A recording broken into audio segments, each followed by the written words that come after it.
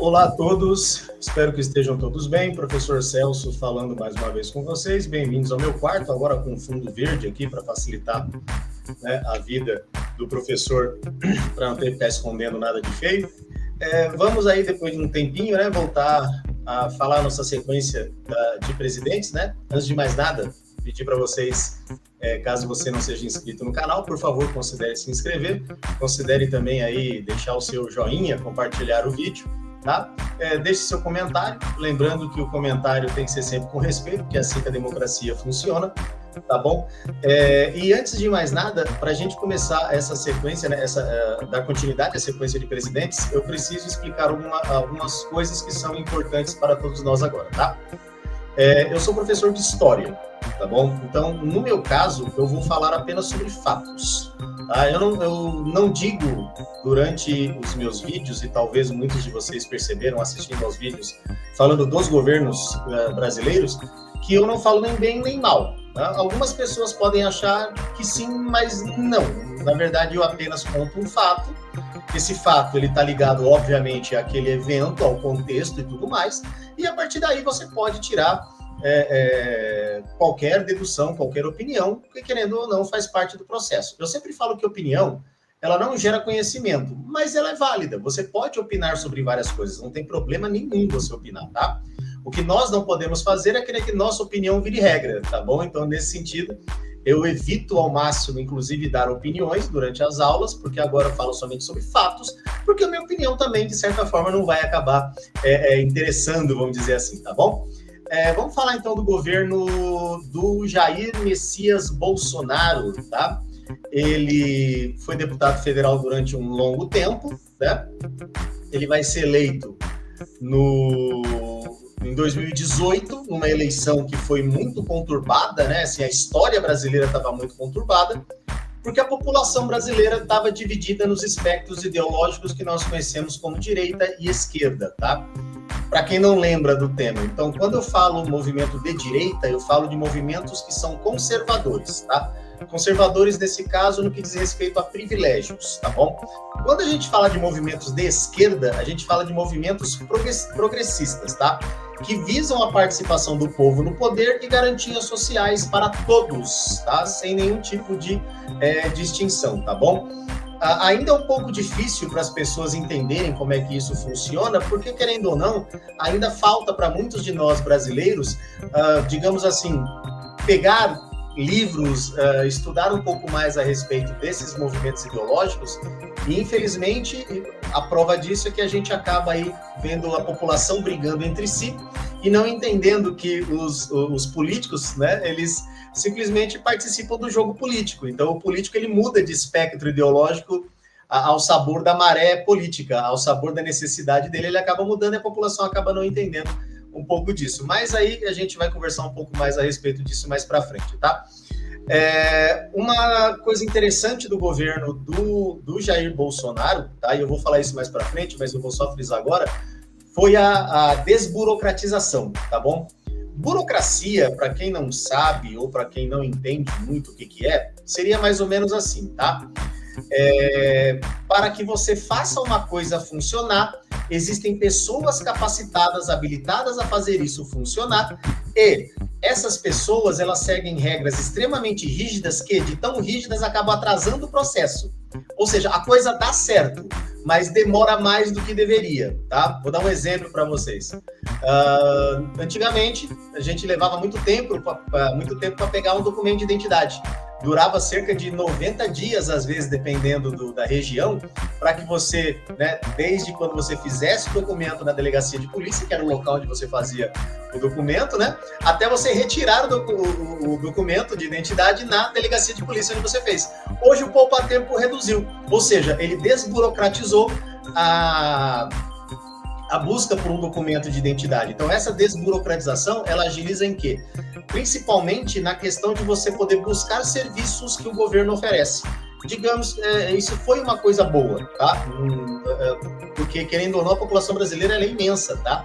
E muita gente precisa de muito serviço do governo, apesar da gente não perceber, mas acontece. Outra coisa interessante também foi a criação do portal gov.br, tá? O portal gov.br informatizou os serviços, né, o que o governo federal poderia oferecer. Então, hoje você tem inúmeros serviços que antes eram oferecidos em diferentes sites, hoje está tudo agregado no portal gov.br, tá?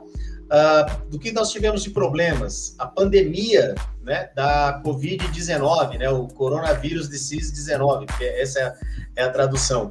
E, infelizmente, mais de 700 mil pessoas vieram a óbito por conta disso, tá?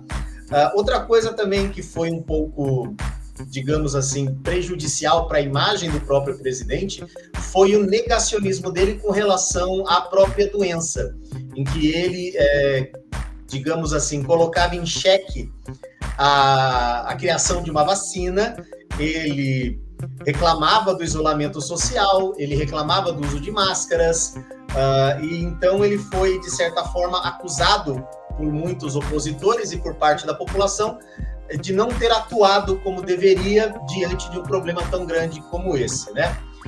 Então, houve durante o governo dele também atrito com os outros poderes, principalmente com o poder judiciário, tá? Porque sempre havia aquela ideia de que o poder judiciário não deixava o presidente trabalhar. A gente vai tentar conversar sobre isso aí no momento, tá? No finalzinho do governo dele, né? Porque ele governa de 2019 até 2022. 2022 tem eleição e aí é eleito o atual presidente, o Luiz Inácio Lula da Silva, que a gente vai falar dele num outro momento, tá? Então, no finalzinho do governo dele, ele começou a tomar atitudes que eram populares, justamente para poder angariar votos, porque, querendo ou não, ele concorreu à reeleição, mas acabou perdendo. Então, ele queria aumentar a popularidade dele, então ele lança certos programas, certos benefícios para a população que mais necessitava nesse momento, e aí ele, como boa parte dos políticos fazem, estava tentando ali fazer o meio de campo para que a população votasse nele. Então, após o governo dele, ele vai responder alguns processos, e num desses processos ele vai ser condenado e vai se tornar inelegível até o ano de 2030, se não me falha a memória, né? Porque no processo de inelegibilidade, a pessoa condenada, né, o político condenado, perdão, ele fica durante 8 anos sem poder concorrer a nenhum cargo eletivo. Na Grécia Antiga, a gente chamava isso de ostracismo. Ele ficava ali no ostracismo, ficava trancado, esquecido ali, fechado, e depois ele retornava, tá? Vamos falar um pouquinho do meio do contexto até chegar o governo Bolsonaro, né? Então, nós tivemos em 2013 a manifestação, principalmente contra o aumento da passagem de ônibus, né? No caso, seria um aumento de 20 centavos. A polícia acabou agindo como polícia, né, tentando reprimir ali a opressão, a manifestação. E então, quando acontece isso em junho, né, que vai ser chamada Jornadas de Junho, em 2013, muitos movimentos vão protestar contra o governo da Dilma Rousseff justamente por conta de uma crise econômica que acabou afetando o governo. E a gente sabe que crises econômicas, elas são o principal ponto de ruptura daquilo que garante a confiança num governante. A gente pode falar de inúmeros fatores com relação a isso, como problemas na saúde, problemas na educação, problemas na segurança. Porém, quando o problema é de ordem econômica e o povo acaba sofrendo mais as consequências, né, as mazelas dessa crise econômica, o povo acaba reclamando e com razão, tá? O governo, nesse caso, deveria agir para tentar resolver esse problema. Porém, Dilma Rousseff, ela não conseguiu, né, fazer isso. Ela foi candidata à reeleição, ainda assim ela é reeleita, porém, por conta do desgaste do governo dela, né, por conta de crise econômica, crise política, ela não tinha um bom trânsito no Congresso, ela vai sofrer o processo de impeachment, tá? Vai ser acusada ali de crime de responsabilidade, e aí vai entrar no lugar dela o vice-presidente, o Michel Temer. Então, em 31 de agosto de 2016, a Dilma Rousseff, a ex-presidente Dilma Rousseff, ela é afastada, e aí Michel Temer assume o cargo. Então, nesse período, já começa aquela dicotomia mesmo, aquela diferenciação entre as pessoas do espectro esquerdista e do espectro direitista, ou do espectro conservador e do espectro progressista, né? Progressista esquerda, conservador direita, tá? O que vai rolar? O deputado Jair Bolsonaro, que ficou famoso na mídia, principalmente em programas de auditório, ele vai se aproveitar dessa fama e vai se lançar candidato a presidente da República. O candidato, né, o opositor dele, naturalmente pelo Partido dos Trabalhadores, seria Luiz Inácio Lula da Silva. Porém, né, vai ter a Operação Lava Jato, que ela já estava acontecendo, muitos políticos já tinham sido processados por conta dessa Operação Lava Jato. Então, em 7 de abril de 2018, o candidato Luiz Inácio Lula da Silva, ele vai ser preso, acusado de corrupção. Então, o juiz Sérgio Moro, né, que era do Tribunal de Justiça do Paraná, ele vai fazer ali o julgamento do Lula, vai condená-lo à prisão, tá? E aí, porque ele foi condenado, o Lula automaticamente não poderia concorrer à eleição para presidente. O PT se movimenta de forma ali muito rápida, ainda que de maneira desordenada, mas se movimenta, e coloca Fernando Haddad, né, o atual ministro da Economia, coloca Fernando Haddad como candidato à presidência, e o Jair Bolsonaro vence com 55,3% dos votos válidos, ou seja, 45 e alguma coisa, né, 44 e alguma coisa foi do Haddad e 55 foi do Bolsonaro. Percebam, então, que existe uma pequena diferença, você vê que é bem mínima, né? A população realmente está muito dividida.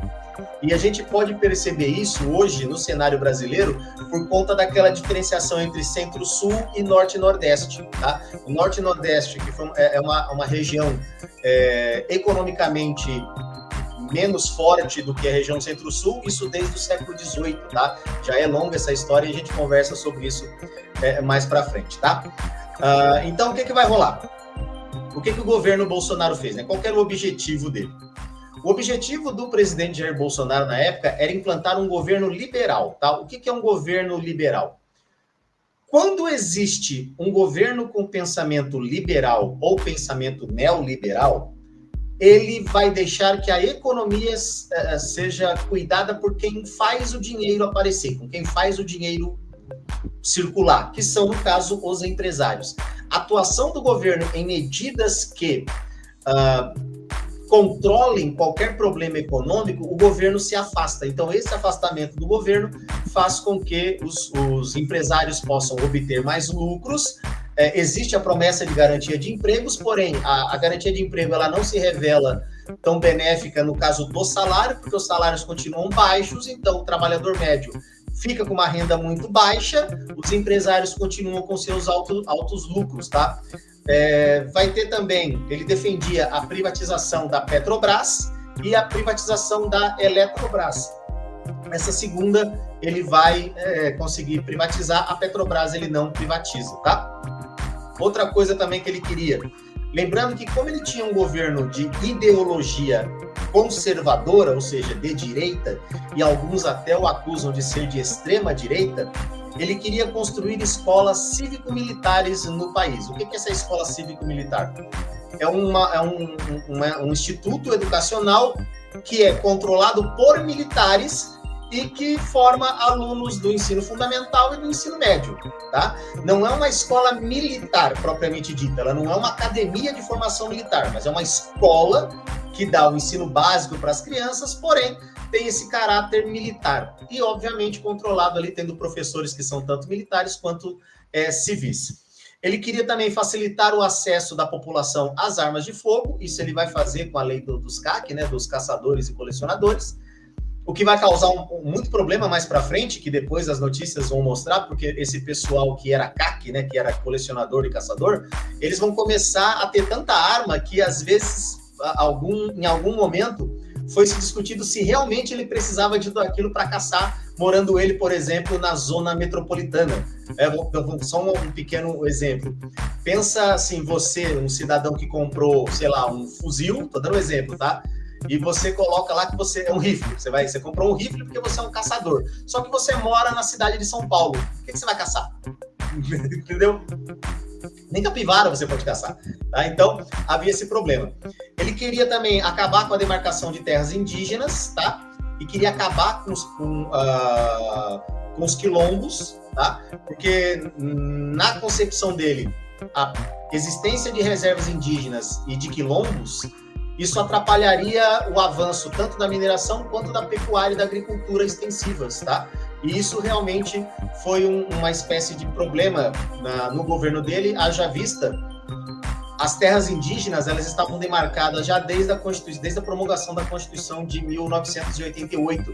E nesse caso foi uma luta muito grande do povo indígena para conseguir, e também dos quilombolas, né, do pessoal que vive no quilombo, que também conseguiram, a duras penas, tentar manter ali a sua dignidade nesse momento. E ele também queria reduzir a legislação ambiental, justamente para que houvesse um desmatamento um pouco mais desgovernado, vamos dizer assim, para que as fazendas pudessem se desenvolver no país. Tem que lembrar também o seguinte, tá, galerinha? Quando a gente fala de propriedade, o Brasil ele tem um problema terrível com isso, tá? A grande propriedade ainda domina, ou seja, uma vasta extensão de terra na mão de um cara só. Então esse cara ele pode ou produzir alguma coisa ou não produzir. E isso acaba atrapalhando principalmente na produção de alimentos. Tá? E eu falo para os meus alunos e vou falar para vocês agora, né? O alface, o tomate, a cebola que a gente compra na feira, no supermercado, ele não vem do grande produtor, ele vem do pequeno produtor, da agricultura familiar. E essa agricultura familiar, infelizmente, não recebe os benefícios, né? Não recebe investimento, aliás, perdão, incentivo, né? Falar melhor, a palavra melhor, não recebe incentivo do governo para poder continuar ali trabalhando. Por isso que os produtos também acabam sendo muito caros, porque existe atravessadores e tudo mais, e no caso da alimentação isso é um pouquinho complicado, tá? Falando da economia no governo do Bolsonaro, o que a gente vai ter, né?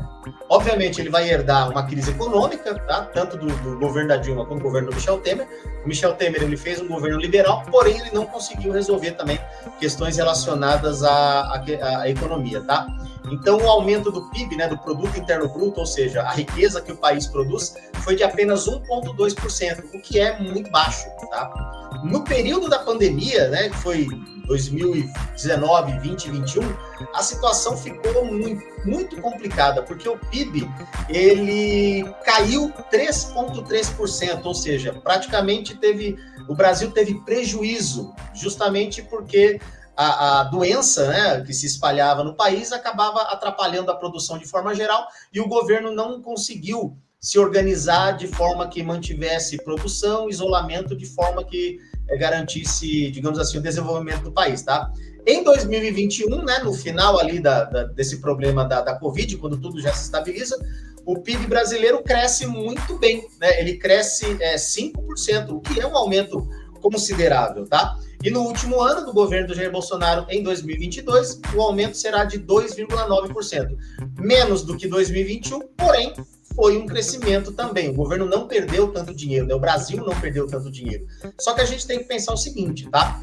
Ter um PIB muito alto, ter um PIB assim extremamente vantajoso, ele não representa necessariamente vantagens para o trabalhador, tá?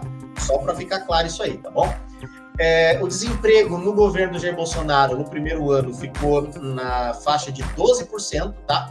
Então, se o Brasil tinha 200 milhões de habitantes, seria o mesmo que 24 milhões de pessoas, 24 milhões de pessoas não tivessem emprego. Então, imagina, né? 200 milhões de habitantes, 12% da população, 20 milhões delas não tinham emprego. Essa taxa vai subir por conta da pandemia para 13,8%. Em 2021, fecha com 13,2%. Houve uma redução, mas ainda assim era uma taxa muito alta.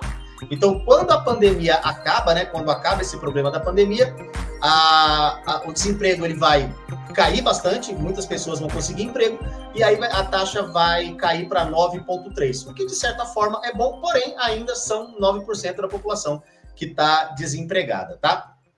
A inflação durante o governo do Jair Bolsonaro, ela foi de 3,75 em 2018, quando ele pega o Brasil para governar, e aí fecha em 4,31, ou seja, teve um aumento. Em 2020 subiu para 4,52, em 2021 para 10,06. Primeira vez depois de um longo tempo de uma inflação sem 2 dígitos, a inflação agora atinge seus 2 dígitos. E qual que é o problema?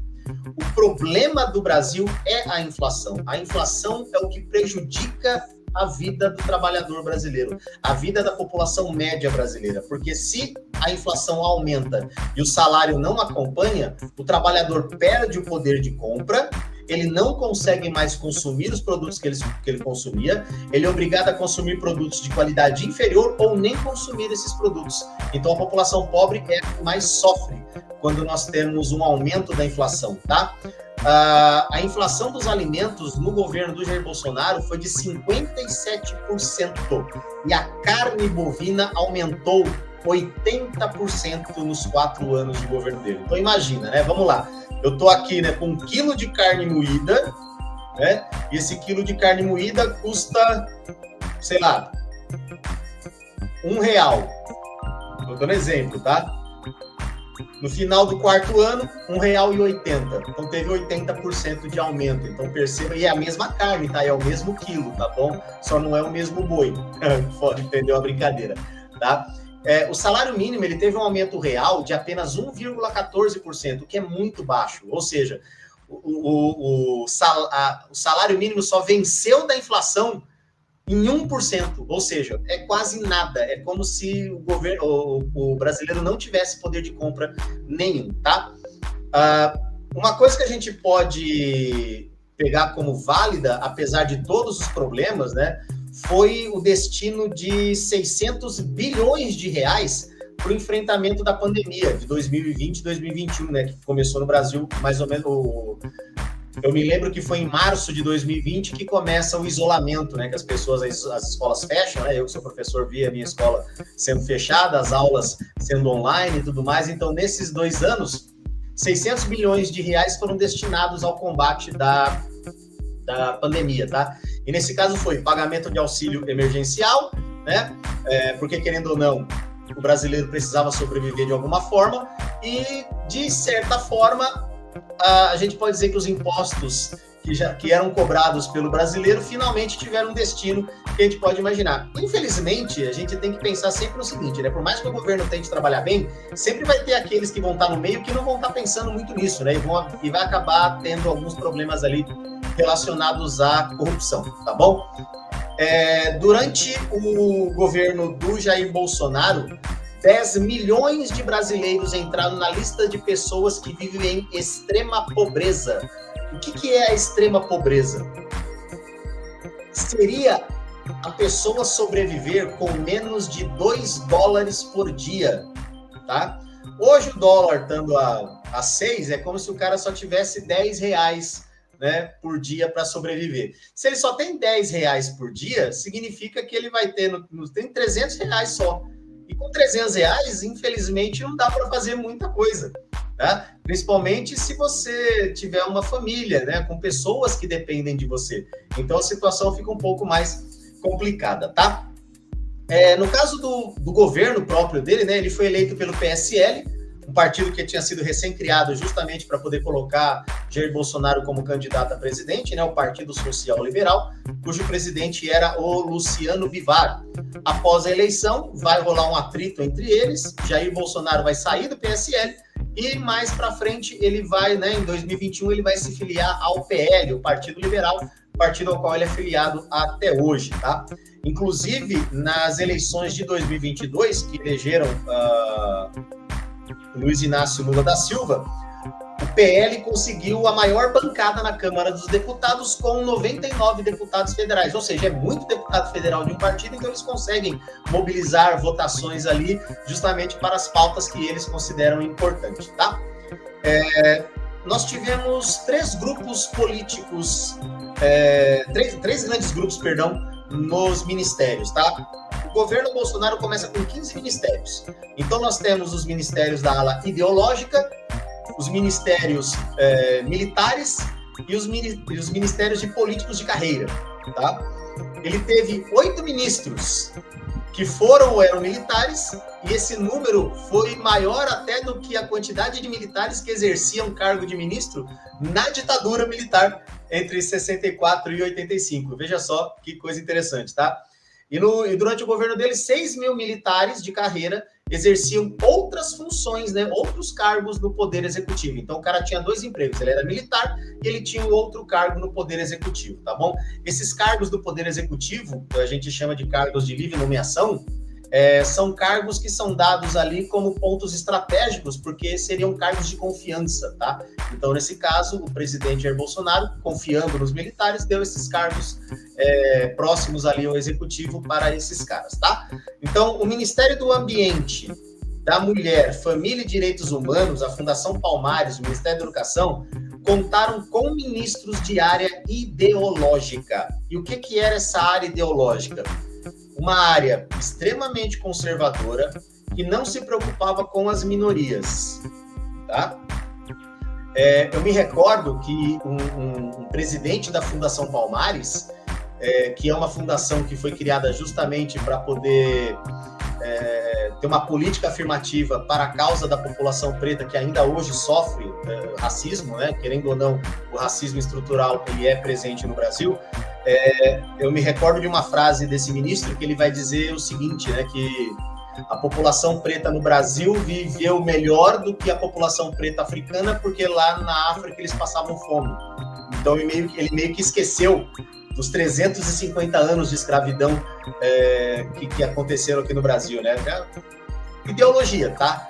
No caso do Ministério da Mulher, da Família e dos Direitos Humanos, vai ser a ministra Damares, tá? Ministra Damares, que é hoje senadora, se não me falha a memória, ela era líder de uma igreja protestante, e obviamente, na questão protestante, ela ia, de certa forma, de encontro a questões relacionadas à família, porque boa parte de grupos protestantes, tá? Não todos, mas grande parte dos grupos protestantes consideram família sendo apenas pai, mãe e filhos. Então, não haveria para grupos protestantes e grupos católicos, tá? Vou botar o católico também na equação, aquela ideia de mãe solteira, de pai solteiro, de 2 pais, de 2 mães, tá? Na cabeça desses caras, isso não é família. Então, família para eles, o núcleo familiar, é aquele núcleo tradicional, né? Aquele núcleo, digamos assim, bíblico, né? Que é pai, mãe e filhos, tá bom?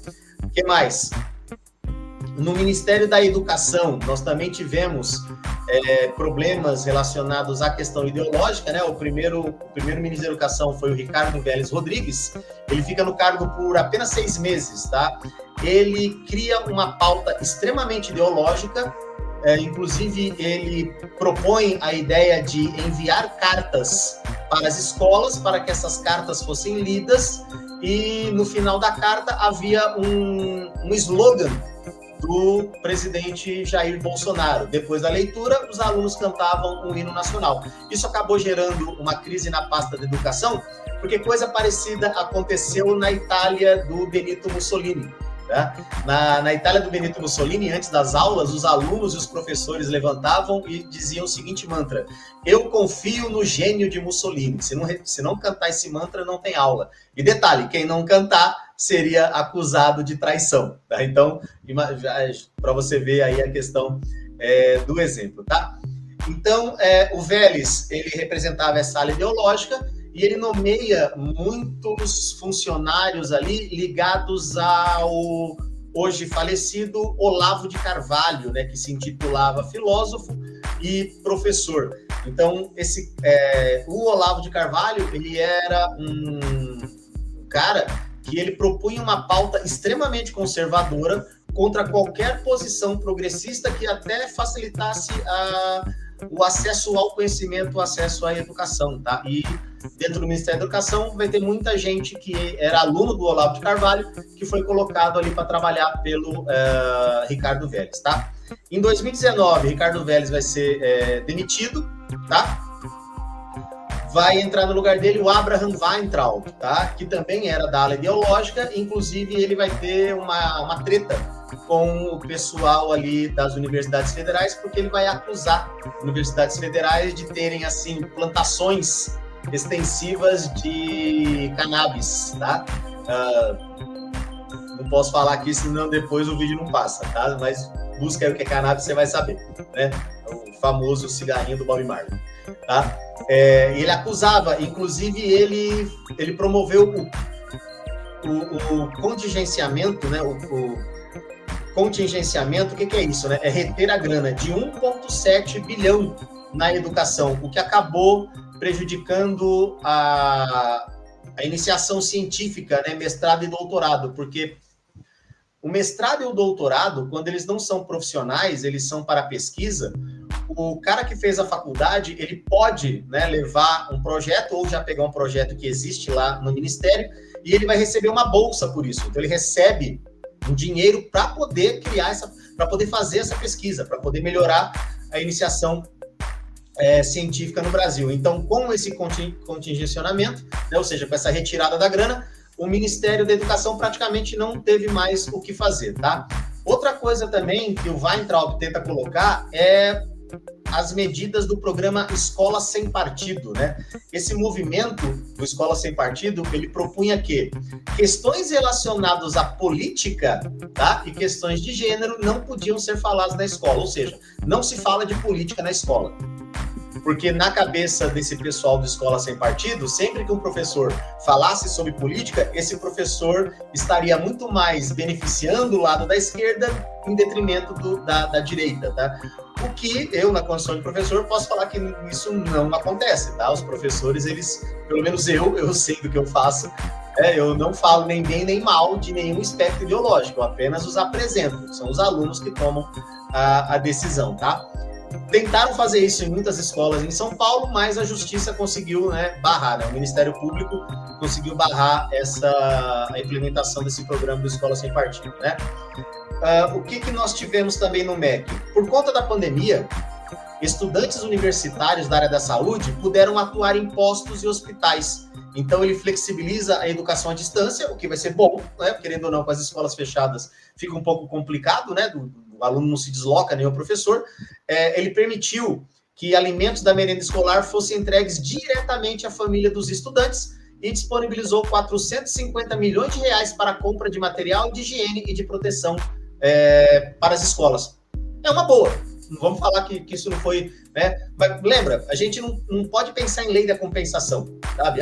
Fez muita coisa ruim ou fez coisa boa. Eu estou dizendo tudo que ele fez. Aí você, nesse caso, você pode aí decidir. Então, por conta dessas políticas meio, digamos assim, estabanadas dos ministros, por conta da questão ideológica, o Ministério da Educação não conseguiu fazer tudo aquilo que ele pretendia, né? E ainda que houvesse incentivo à educação à distância, ele não foi promovido, não houve o fomento necessário, não houve a adequação necessária, tá? Então, o país, ele ficou... Os 38 países analisados pela OCDE, né? O Brasil ficou muito abaixo nessa lista, porque não teve nenhum investimento bruto na educação, tá?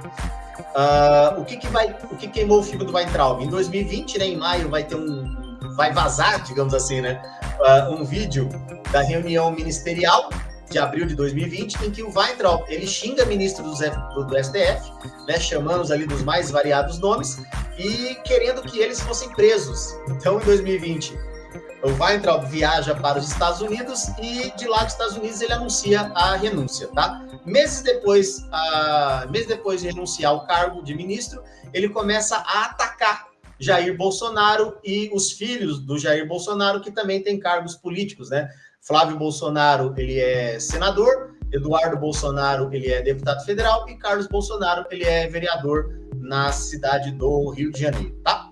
Em 2020, em junho, né, vai assumir o Milton Ribeiro e ele começa com a proposta do homeschooling, né? O que é o homeschooling, para quem não conhece?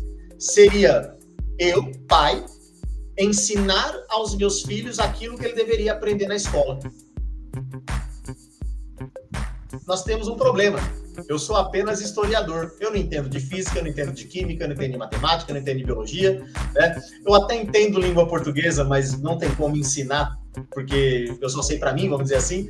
Então, o homeschooling teria esse problema. Não passou, né? Não passou.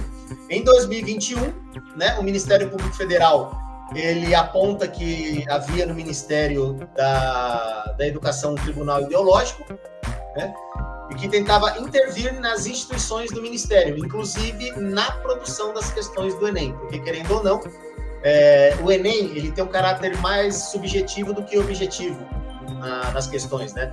Não é que existe uma certa e 4 erradas, né? Existe a mais certa entre todas.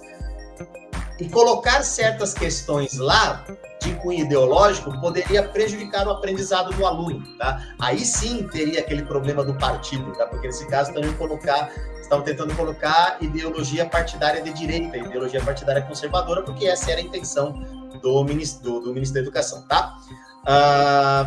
Em 2022, o jornal Estado de São Paulo vai falar que tem um gabinete paralelo no MEC, e que esse gabinete paralelo pegava recursos que era do MEC e para benefício próprio. Tanto é que o Milton Ribeiro, ele vai ser o ministro da Educação, Milton Ribeiro, pastor protestante, né, pastor da Igreja Presbiteriana, e os escândalos de corrupção desse gabinete paralelo vai cair justamente no colo dele. Ele vai ser acusado como responsável por isso. Então, ele vai ser preso pela Polícia Federal, acusado por esses crimes, tá? De corrupção passiva, prevaricação, advocacia administrativa e tráfico de influência, tá bom? Depois vai entrar o Vitor Godoy, né? Vai assumir no lugar dele. Ele ficou só 7 meses. Ele com parceria do Ministério da Educação, lança o Grafogame, que seria uma espécie de aplicativo que facilitaria a alfabetização. E o presidente Jair Bolsonaro disse que esse aplicativo conseguiria alfabetizar crianças em 6 meses. Obviamente que isso gerou controvérsias, inclusive os próprios desenvolvedores do aplicativo falavam que não era bem assim que funcionava, tá? No caso da saúde, a gente vai ter um problema relacionado ao negacionismo durante a pandemia, tá? Ele vai incentivar o uso de medicamentos que não eram comprovados, como a ivermectina e a cloroquina, tá? O Brasil foi o país com o maior número de mortes absolutas pelo Covid-19, tá? Aproximadamente 750 mil pessoas, tá? O Brasil fica atrás somente dos Estados Unidos, que também tinha um presidente negacionista, que no caso era o Donald Trump, tá? Levando em conta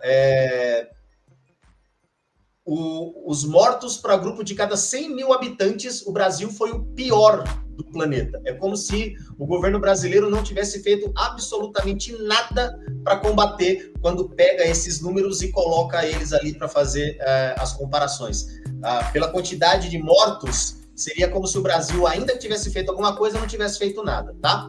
No início da pandemia, o Jair Bolsonaro ele fez muitas declarações minimizando a doença. Inclusive, ele faz uma declaração em rede nacional, alegando que ele, pelo seu histórico de atleta, ele não seria atingido por uma gripezinha. Falas dele enquanto presidente da República, tá, galera? Ele falou isso em rede nacional. Ou seja, falando que, querendo ou não, essa doença não ia causar nenhum mal. Muitos empresários vão na onda dele, dizendo, né, teve empresário que falou que estaria tudo bem, porque só os velhos morreriam, e teve empresário que falou, vai morrer só uns 6 mil, o resto trabalha. Então, mais ou menos isso, tá? Outra coisa, ele promove aglomerações com seus eleitores durante a pandemia, ou seja, o ministro da Saúde na época, o Luiz Henrique Mandetta, ele tenta controlar a pandemia através do isolamento, porém, o presidente da República, ele promove esses aglomeramentos, né? Em passeatas em que grande parte da população não usava máscara, nem mesmo ele usava máscara, e ele criticava quem usava máscara. Então havia brigas, as pessoas viam as outras com máscaras e acabavam chamando o cara de esquerdista, só porque estava com a máscara. Vai vendo até que ponto chegava aí, né, o pessoal.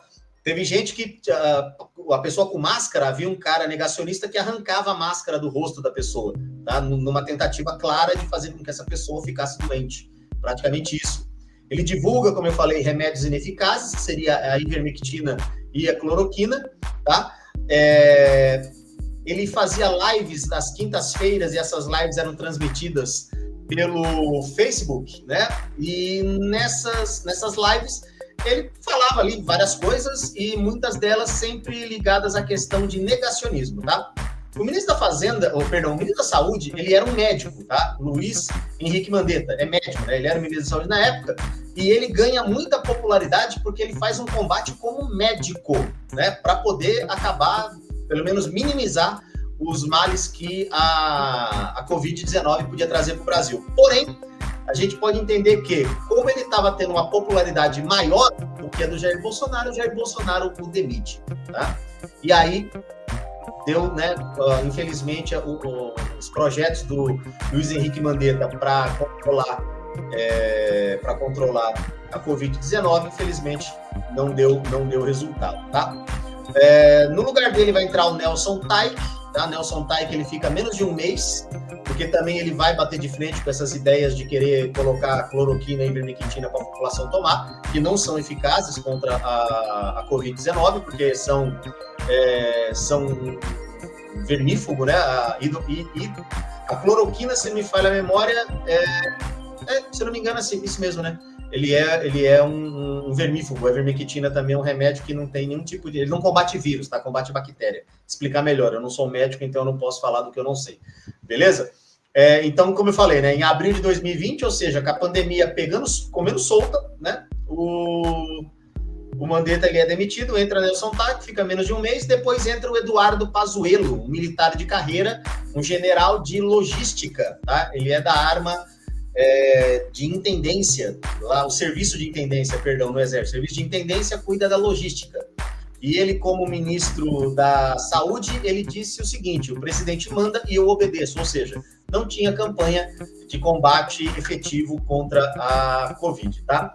Durante a gestão do Pazuello, a cidade de Manaus, ela vai adotar o kit Covid. O que era esse kit Covid?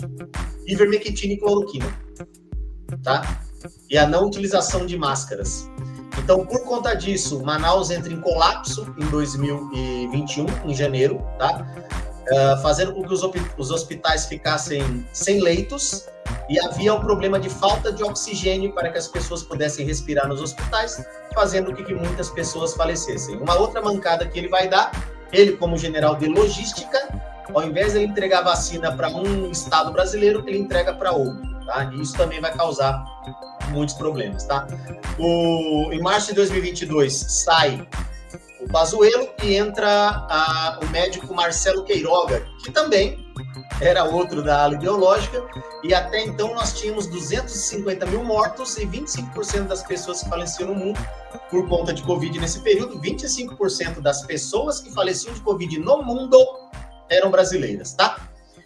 O governo, então, passou a não mais divulgar os dados relacionados às mortes, então meios de comunicação se juntaram para estar fazendo isso. Então, como o governo não anunciava mais, né, no começo ele anuncia errado, depois ele para de anunciar, órgãos de comunicação, como Folha de São Paulo, Estado de São Paulo, e o UOL também, se não me falha a memória, eles começam a passar os números porque eles buscam na Secretaria de Saúde de cada estado os números dos mortos da Covid, e esse número era veiculado para que a população pudesse entender o que estava acontecendo, tá? O que aconteceu também de importante no governo Bolsonaro? A gente vai ter reforma da Previdência, que vai aumentar a idade mínima para aposentadoria para 65 anos e reduziu diversos benefícios. Um detalhe, os militares ficaram fora dessa reforma, tá? Então, por exemplo, professor que tinha direito à aposentadoria especial por conta das cargas das jornadas de trabalho, né? Que tem professor que trabalha manhã, tarde e noite. Então, por conta disso, ele simplesmente vai ter que trabalhar mais, né? Não vai conseguir se aposentar. Falo isso, por exemplo, por minha vida própria vai passar por isso, tá? Ele cria o 13º do Bolsa Família, tá? Que, querendo ou não, vai facilitar a vida das pessoas, né? Então, foram 2,6 bilhões de reais para pagar a parcela em 2019. Vai ter um problema com relação ao secretário especial da Cultura, tá? Porque o Ministério da Cultura, ele vai deixar de existir e vai se tornar uma secretaria. O Roberto Alvim, que tinha vida, ele tem uma vida nas artes, tá? Ele era, se não me engano, ele é diretor teatral e ator também, se não me falha a memória. Ele vai fazer um vídeo muito parecido com o vídeo do ministro da propaganda do governo do Adolf Hitler na Alemanha na década de 30, né? O Joseph Goebbels. E ele fez um vídeo promovendo um concurso de cultura, né, um concurso de música, onde só colocava música clássica, e o Brasil não é, assim, digamos, o berço da música clássica, tá? Óbvio que o vídeo pegou mal, né, e aí, por conta disso, ele foi exonerado do cargo, tá? Ele cria um projeto de lei, né? Aliás, vamos criar um projeto de lei. Deixa eu explicar melhor. O presidente Jair Bolsonaro, ele envia um projeto de lei para a Câmara, que estava do lado dele, a Câmara dos Deputados, em que seria dada permissão para que houvesse garimpo nas terras indígenas, tá? E se vale lembrar, os indígenas do Brasil, eles sempre sofreram com ausência do Estado. Durante o governo do Jair Bolsonaro, crianças Yanomami estavam morrendo de fome, tá? Lembrando que a FUNAI estava subordinada ao Ministério da Família e dos Direitos Humanos, ministério esse da Damares Alves, tá bom? Por sorte, esse projeto, ainda que houvesse muita gente ali do lado do presidente, ele não foi aprovado porque houve uma repercussão nacional e os deputados não queriam se queimar com aqueles que o elegem, que é o povo, tá? Falei das aglomerações dos atos antidemocráticos, tá?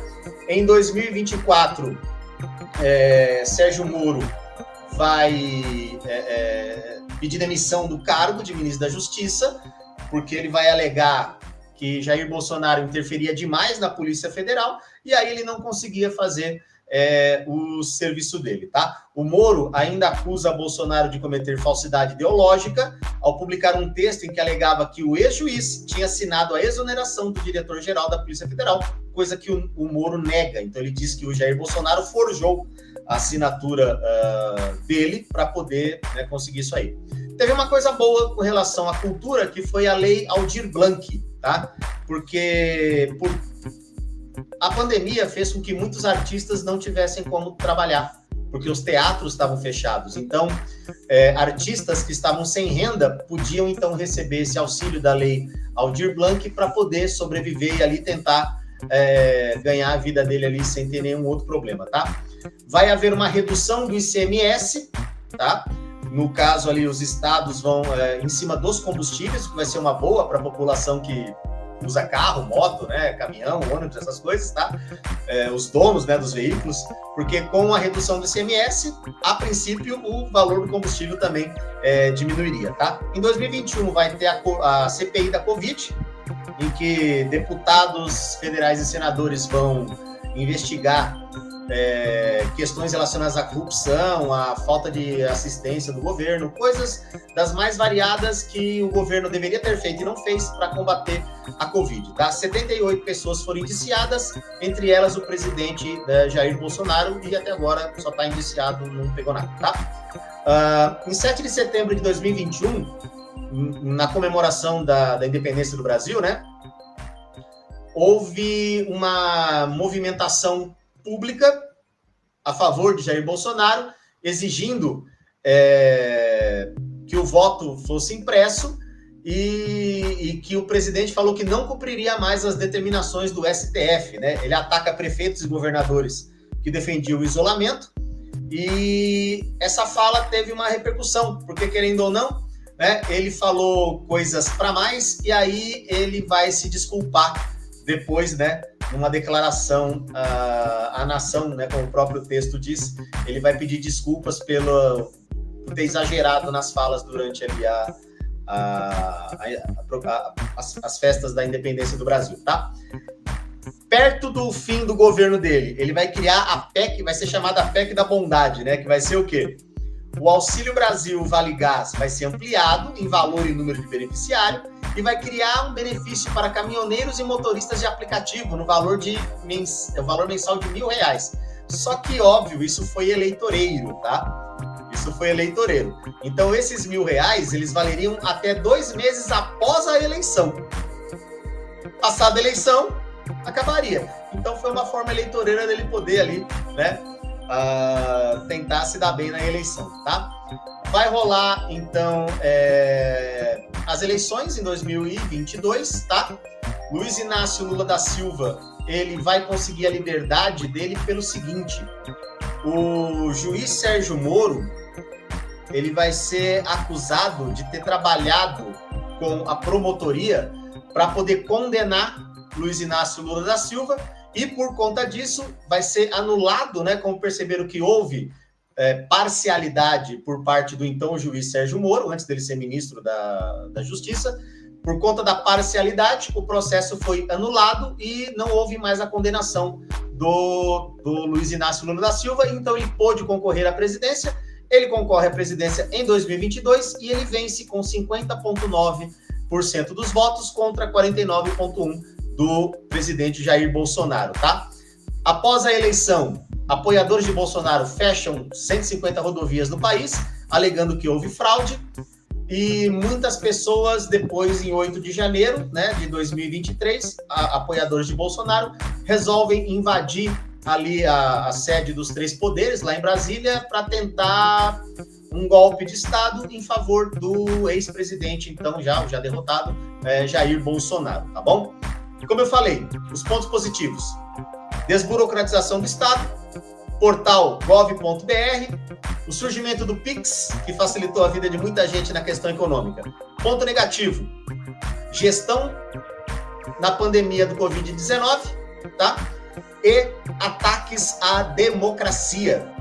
Isso foi terrível, né? Querendo ou não, a democracia no Brasil, ela sempre balançou, né? E aí, por conta disso, a gente passa hoje por esses problemas aí, como eu citei para vocês, o problema de 8 de janeiro de 2023, onde muitas pessoas foram presas e agora estão tentando prender os financiadores de tudo isso, tá? Notícia mais recente aí, descobriram uma tentativa de golpe por parte de militares. Então, um dos generais que são acusados, né? Está sendo acusado, não estou dizendo que ele fez ou não, ele está sendo acusado, então ele vai ser julgado, ele vai ter direito ao contraditório e ampla defesa, foi o general Braga Neto, tá? Que inclusive foi vice na campanha da reeleição do presidente Jair Bolsonaro, tá bom?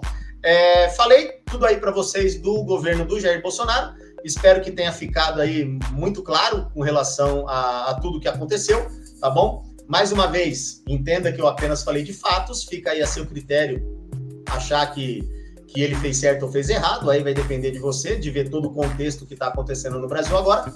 Eu agradeço muito por você ter ficado aí nesses 50 minutos prestando atenção nessa aulinha, tá? Eu resumi o máximo que eu pude, porque 4 anos para resumir em 50 minutos é muita coisa, tá, galera? Então eu tentei fazer o máximo que eu podia, tá? Na descrição do vídeo ficaram as fontes de onde eu tirei todas essas informações, tá? Para você não achar que eu tô contando aí nenhuma lorota, tá bom? Por favor, considere se inscrever no meu canal, curta o vídeo, compartilhe, deixe seu comentário. Lembrando, sempre com educação, porque é assim que a democracia funciona. Eu me despeço de vocês, desejo a todos tudo de bom. A gente se vê aí na próxima. Até mais.